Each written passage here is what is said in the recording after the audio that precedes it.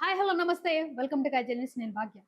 ఒకవైపు కేంద్రంలో ఉన్న అధికార పార్టీ ఇక వాళ్ళ అడుగులకు మడుగులొత్తే national godi media and Telugu godi media వీళ్ళంతా కలిసి దేశం కోసం ఎవరైతే గొంతెత్తి ప్రశ్నిస్తున్న విద్యార్థులు ఉన్నారో ప్రశ్నిస్తున్న ప్రతి యువకుడి మీద కూడా విషం చిమ్మాయి. వీళ్ళంతా దేశ ద్రోహులు, అర్బన్ నక్సలైట్లు అని చెప్పేసి ఇష్టం వచ్చినట్టు మాట్లాడాయి. ఈ తంతంత ఎక్కడ జరిగింది?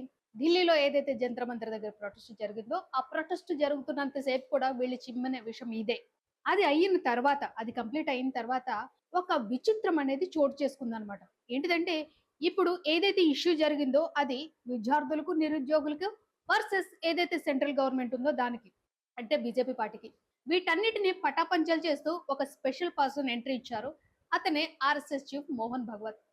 అసలు ఇన్ జనరల్‌గా ఏమంటారంటే, అసలు ఆర్ఎస్ఎస్ వేరు, బీజేపీ వేరు అని అంటారనమాట. మరి ఆర్ఎస్ఎస్ చీఫ్ డైరెక్ట్‌గా వచ్చి ఇప్పుడున్న జంజీతో మాట్లాడాల్సిన అవసరం ఏంటిది? డ్రామాలన్నీ ఎవరి కోసము? ఈ విష ప్రచారం ఎవరు చేస్తున్నట్టు? ఎవరు సాగిస్తున్నట్టు? లేకపోతే మా నిజాలు బయట పడిపోతాయి అని చెప్పేసి వాళ్ళకాళ్ళు కవర్ చేసుకోవడానికి ప్రయత్నిస్తున్నారా? ఒకవైపు అధికార బలంతో యువత గొంతు నొక్కేస్తుంటే, మరొక వైపు ఎవరైతే ఆర్ఎస్ఎస్ చీఫ్ ఉన్నారో ఆయన మాత్రం చాలా సేఫ్ గేమ్ అనేది ఆడుతున్నారనమాట. అసలు ఈ గేమ్ అనుకున్న కథ ఏంటిది? చూద్దాం.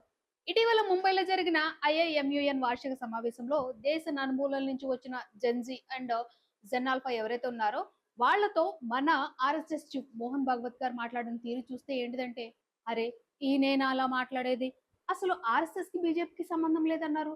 ఇప్పుడేంటి ఈయనొచ్చి ఇలా మాట్లాడుతున్నారు అని ఆశ్చర్యం కలగక మానదు. ఎందుకంటే ప్రొటెస్టులు జరిగినంత సేపు కూడా ఎవరు బయటకొచ్చి మాట్లాడని తీరులేదు. ఆ ప్రొటెస్ట్ జరుగుతున్నంత సేపు రాజకీయ నాయకులను చూస్తే ఏంటిదంటే కాంగ్రెస్ అండ్ విపక్షాలు వర్సెస్ బీజేపీ అన్నట్టుంది. ఇదే సాగిందనమాట.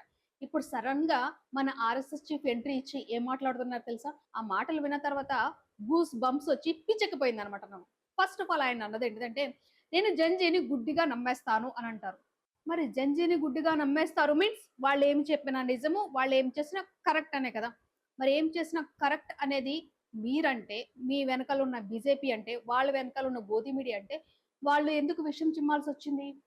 ఎందుకంటే ఇప్పుడు ఎందుకంటున్నారు అని నేననుకుంటున్నానంటే నిజమే మరి. ఇప్పుడు ఏదైతే ఇప్పుడు మీ రాజకీయ పందా కొనసాగాలో, మీ రాజకీయ జీవితం అనేది ముందుకు సాగాలో, మీ పార్టీ మనుగడ అనేది ముందుకు సాగాలి అనంటే మీకు కావాల్సిందెవరు? ఈ జెన్‌జీ, ఈ జెన్ ఆల్ఫానే. కాబట్టి వచ్చేసి మళ్ళీ వాళ్ళ పందాలోకే వెళ్ళిపోతామనమాట. ఏంటి? మీరేం చేసినా ఓకే. మీరు చెప్పిందే వేదం, మీరు చేసిందే మంచి అనన్నట్టు ఒక సేఫ్ గేమ్ అనేది ప్లే చేస్తున్నారా ఆర్ఎస్ఎస్ చీఫ్? ఎందుకంటే మీ అనుకూల మీడియా ఏదైతే గోధి మీడియా ఉందో అదే గోధి మీడియా ఈ జెన్‌జీని, జెన్ ఆల్ఫాని, నిరుద్యోగుల్ని, యువతుల్ని దేశ ద్రోహులు అని చెప్పి చిత్రీకరించింది కదా! మరి దేశ ద్రోహుల్ని ఆర్ఎస్ఎస్ చీఫ్ గుడ్డిగా నమ్ముతున్నారంటే ఆర్ఎస్ఎస్ చీఫ్ కూడా దేశద్రోహేనా? అంటే ఏం లేదండి. ఇప్పుడు మనం ఎవరికి సపోర్ట్ చేస్తాము? ఇప్పుడు మంచివాడికి సపోర్ట్ చేస్తే మనల్ని మంచివాళ్ళంటారు. చెడ్డవాళ్ళకి సపోర్ట్ చేస్తే మనల్ని చెడ్డవాళ్ళంటారు. సో, ఇప్పుడు ఎవరైతే ఈ జెన్‌జీని, జెన్ ఆల్ఫాని యువతని దేశద్రోహులు అని చెప్పేసి గోధి మీడియా చెప్పిందో, మరి ఆ గోధి మీడియా ఎవరినైతే దేశద్రోహులుగా చిత్రీకరించిందో వాళ్ళని నేను గుడ్డిగా నమ్మేస్తాను అని అంటున్నారనమాట ఆర్ఎస్ఎస్ చీఫ్. ఈ మెలికేంటిది? ఎవరిని మెలిపెట్టడానికి, ఎవరిని అంధుల్ని చేయడానికి. ఇంకొకటి ఏమన్నారంటే ఈ పాయింట్ నాకు నచ్చిందనమాట. ఏంటంటే నిరసనలు చేయడం ప్రజాస్వామ్యంలో హక్కు. నిరసనకారులను దేశద్రోహులుగా ముద్రలు వేయకూడదు అని చెప్పేసి ఒక నీతి వాక్యం చెప్పారు. ఇది మాత్రం నాకు చాలా బాగా నచ్చింది. ఏంటిదంటే సేమ్ కాంగ్రెస్ పార్టీ ఏదైతే చెప్పిందో అదే మాటల్ని ఇప్పుడు ఆర్ఎస్ఎస్ చీఫ్ గారు చెప్పారనమాట. అంటే ఇప్పుడు ఆర్ఎస్ఎస్ చీఫ్ బీజేపీకి సంబంధించిన వ్యక్తా, కాంగ్రెస్‌కి సంబంధించిన వ్యక్తా అని చెప్పేసి ఒక డౌట్ అనుమానం వచ్చేసిందనమాట నాకు. నిజమండి. ఎందుకంటే ఏదైతే ఐటీ సెల్లు, పార్టీ లీడర్లు, గోధి మీడియా వీళ్ళంతా ఏమన్నారంటే ఎవరైతే ఆందోళన చేస్తున్నారో యువత వాళ్ళందరూ కూడా దేశద్రోహులు అని చెప్పేసిన వీళ్ళు అని విద్యార్థులపై దాడి చేసిన వీళ్ళు, వాళ్ళ వెనుకున్న మీ పార్టీ వెనుకున్న మీ ఆర్ఎస్ఎస్ మళ్ళీ ఇప్పుడు ఇట్లా ప్లేట్ తిప్పేయడం ఏంటిది?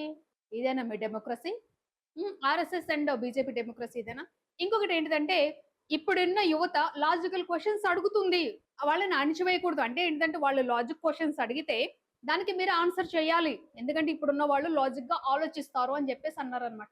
మరి వాళ్ళే అదే జెన్‌జీ, అదే జెన్ ఆల్ఫా, అదే యువత, అదే నిరుద్యోగులు నిరుద్యోగంపై పేపర్ లీకేజీలపై ప్రశ్నిస్తే లాఠీలతో స్వాగతం పలికిందెవరు? ఎవరు ప్రభుత్వం? ఎవరైతే ప్రశ్నించారో వాళ్ళని ఇష్టం వచ్చినట్టు కొట్టింది ఎవరి పాలనలోను? చెప్పండి సార్.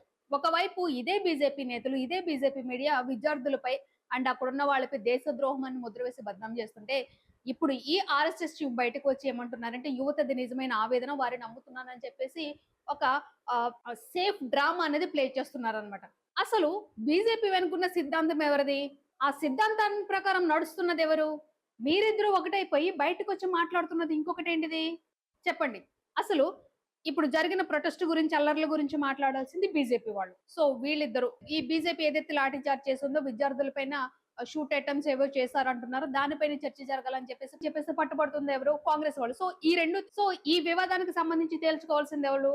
Congress versus BJP. అంటే ఒకటి అధికారంలో ఉంది, ఒక ప్రతిపక్షంలో ఉంది కాబట్టి ఈ 2 తేల్చుకుంటాయి. మధ్యలో ఆర్ఎస్ఎస్ ఎందుకు వచ్చినట్టు? డౌట్ అండి. డౌట్ అనుమానం అన్నమాట. ఇకపోతే ఇలాంటి ట్రిక్కే మన సెంట్రల్ హోమ్ మినిస్టర్ గారు అమిత్ షా గారు ప్లే చేస్తున్నారేమో అని అనిపిస్తుంది అనమాట. ఏంటిదంటే ఇప్పుడు మనము బీజేపీ పార్టీ మీటింగ్స్ ఎక్కడ జరిగినా సరే వాళ్ళకి సంబంధించిన జెండాలు కానివ్వండి, కండువాలు కానీ వేసుకుంటారనమాట. ఏదైతే మొన్న ఆగస్టు 9న హర్ ఘర్ తిరంగా యాత్ర జరిగిందో అక్కడ ఏంటిదంటే బీజేపీ వాళ్ళందరూ కూడా ఆ బీజేపీ కండువాన్ని మెడలో వేసుకున్నారనమాట. అక్కడికి వచ్చిన అమిత్ షా గారికి ఈ జెండా బీజేపీ జెండా ఇవ్వబోతే దాని పక్కకు తోసేసి త్రివర్ణ పతాకం తీసుకురండి అని చెప్పేసి చెప్పారనమాట. అక్కడ ఆయన చేసింది కరెక్టేనండి. ఓకే. ఒక సెంట్రల్ హోమ్ మినిస్టర్‌కి ఉన్న బుర్ర, బుద్ధి మిగతా వాళ్ళకి లేదా? అక్కడ ఏ కార్యక్రమానికొచ్చారు? మీరు ఏ ఎజెండా ఇస్తున్నారు? ఇకపోతే ఇంకొక వీడియోలో ఏంటిదంటే నమాజ్ వస్తుంటే ఈయన స్పీచ్ ఆపేసి నమాజ్ వస్తుంది కదా! నమాజ్ అయిన తర్వాత స్పీచ్ చేస్తారని చెప్పేసి కంటిన్యూ చేశారనమాట. ఇక్కడ నాకు అర్థం కాక అడుగుతాను. ఓకే. ఎవరైతే ఈ పెద్ద పెద్ద పొజిషన్స్‌లో ఉన్నారో రాజకీయ నాయకులు వాళ్ళందరూ ఈ మతాలను సమానంగా చూడాలని అనుకుంటున్నారా? లేకపోతే సమానంగా చూస్తున్నాము అని అన్నట్టు ఒక మేక్ ఓవర్ ఇస్తున్నారా? మేకప్ ఇస్తున్నారా? అంటే అర్థం కావట్లేదన్నమాట నాకు. ఏంటిదంటే ఇప్పుడు మనము ఒక పనిని చాలా స్ట్రాంగ్‌గా చేస్తున్నామంటే అర్థం ఏంటిది? మన పైనున్నవాడు మనకి సపోర్ట్ ఉంటాడు అని అర్థం అన్నమాట. మరి ఇక్కడ స్టేట్స్‌లో కానివ్వండి, వీటిలో కానివ్వండి, మేము హిందూవాదులము, మా బీజేపీ పార్టీ హిందుత్వాన్ని వెనకేసుకొస్తుంది. హిందూ సమాజ రక్షణ కోసమే మేము ఉన్నామంటున్నారు గదా! మరి పైనున్న వాళ్ళ నుంచి ఆ మాట ఎందుకు రావట్లేదు? ఆ మాట ఎందుకు రావట్లేదు? లేకపోతే కిందున్న వాళ్ళు మీకు నచ్చినట్టు మీరు చేసేయండి. పైన మేము ఈ విధంగా చేస్తాము. అది ప్రజల్లో ఒక కన్‌ఫ్యూజన్ క్రియేట్ చేసేసిన తర్వాత ఫైనల్‌గా ఎలక్షన్ అయిన తర్వాత ఏదో రిజల్ట్ వస్తది కాబట్టి అప్పుడు మనం మాట్లాడుకుందాం అని చెప్పేసి ఏదైనా గూడు పుటాని జరుగుతుందా? అర్థం కాక అడుగుతున్నానన్నమాట. ఎందుకంటే ఒకవైపేమో నిరుద్యోగులు యువత పేపర్ లీక్ మీద అండ్ మాకు ఉద్యోగాలు కావాలి. పేపర్ లీకేజ్ జరుగుతున్నాయి. ఈ అవినీతి జరుగుతుంది అని చెప్పేసి పోరాటాలు, ధర్నాలు ఇవన్నీ చేస్తున్నారు. మరొక వైపు ఏంటిదంటే ఏదైతే కాంగ్రెస్ ప్రభుత్వం ఉందో ఆ కాంగ్రెస్ ప్రభుత్వం బీజేపీకి అగైనెస్ట్‌గా మాట్లాడుతుంది. బీజేపీ ఏంటిదంటే కాంగ్రెస్‌కి అగైనెస్ట్‌గా మాట్లాడుతుంది అండ్ విద్యార్థులను కూడా దేశద్రోహులు అని అంటుంది. వీళ్ళ ముగ్గురికి సంబంధం లేని ఆర్ఎస్ఎస్ చీఫ్ వచ్చి ఏమంటారంటే మాకు జంజీ అంటే ఇష్టము. జంజీ ఏది చేసినా కరెక్టే అని అంటున్నారు. అసలు ఎవరిని మీరు పిచ్చోళ్ళు చేయాలని చెప్పేసి ఇదంతా ఆడుతున్నారు, నాటకం అంతా ఆడుతున్నారు? ఆర్ఎస్ఎస్ చీఫ్‌ని చూసుకుంటే అన్ని రోజుల నుంచి ప్రొటెస్ట్‌లు జరిగితే బయటికి రాని వ్యక్తి అంతా అయిపోయిన తర్వాత మళ్ళీ సెపరేట్‌గా ఒక మీటింగ్ ఏర్పాటు చేసి మాట్లాడాల్సిన అవసరం ఏముంది? చెప్పండి. మాట్లాడాల్సిన అవసరం ఏముంది? ఇకపోతే ఏదైతే జంతర్ మంతర్ దగ్గర విద్యార్థుల మీద లాఠీ చార్జ్ చేశారో దానికి సంబంధించి పార్లమెంట్‌లో చర్చ జరగాలని చెప్పేసి కాంగ్రెస్ ప్రభుత్వం వాళ్ళు అప్పటినుంచి కూడా పట్టుబడతా ఉంటే, నిన్న మన హోమ్ మినిస్టర్ గారు ఏమన్నారంటే, నిన్న చెప్పిన మాట. ఈరోజు 3 గంటల నుండి రేపు 3 గంటల వరకు అంటే ఈరోజు 3 గంటల లోపు నేను చర్చకు సిద్ధమే. మీరు చెప్పాలి అని అనుకుంటున్నవి ఎవరైతే స్పీకర్ ఉన్నారో వాళ్ళ ద్వారా చెప్పించండి. దీనికంటూ ఒక ప్రొసీజర్ ఉంటది అని చెప్పేసి అంటున్నారనమాట. దీనిపైన కాంగ్రెస్ వాళ్ళు ఏమంటున్నారు? లెక్చర్స్ ఆపేసి పనులు చూడండి, సమాధానం ఇయ్యండి అని చెప్పేసి వాళ్ళు అంటున్నారనమాట. ఇక్కడ ప్రజల్ని ఒక కన్‌ఫ్యూజన్‌లో పెట్టేస్తున్నారనమాట. ఏంటిదంటే ఎవరైతే దేశ భవిష్యత్తు అని అనుకుంటున్న యువత ఉంటున్నారో వాళ్ళని మభ్యపెట్టడానికి ఈ మాటల గారడీలన్నీ చేస్తున్నారేమో అని అనిపిస్తుంది. ఏంటంటే ఒక పక్క గోధి మీడియా విషప్రచారాలు. ఇంకొక పక్క ఏంటిదంటే మేము జంజీ వైపే ఉన్నానని చెప్పేసి ముఖస్తుతి అనమాట. అంటే వాళ్ళతో ర్యాపో పెంచుకోవడానికి. ఇంకొక వైపు అసలు బేస్ లెవెల్‌లో ఏంటిది? మా బీజేపీ వాళ్ళం మేము హిందుత్వాన్ని రక్షిస్తున్నాం అని అంటున్నారు. నేను మళ్ళీ చెప్తున్నా హిందుత్వాన్ని రక్షించాల్సిన అవసరం ఎవరికీ లేదు. రాజకీయాలని రాజకీయాల్లాగా చూడండి. ఏ పార్టీ అయినా సరే. ఇక్కడ ఎలా ఉందంటే నాకు ఒక మాటేమో నీతి మాటలు. ఇంకొక చేతలు ఏంటిదంటే బీభత్సం అనమాట. ఓకే. ఇలా చేస్తే చరిత్ర ఎవరిని క్షమించదండి. ఎవ్వరిని అది ఏ పార్టీ అయినా క్షమించదు. ప్రశ్నించే గొంతుకును నొక్కేయాలని చూస్తే వాళ్ళ చేతులే మీ పీకలు పట్టుకుంటాయన్నమాట. ఓకే.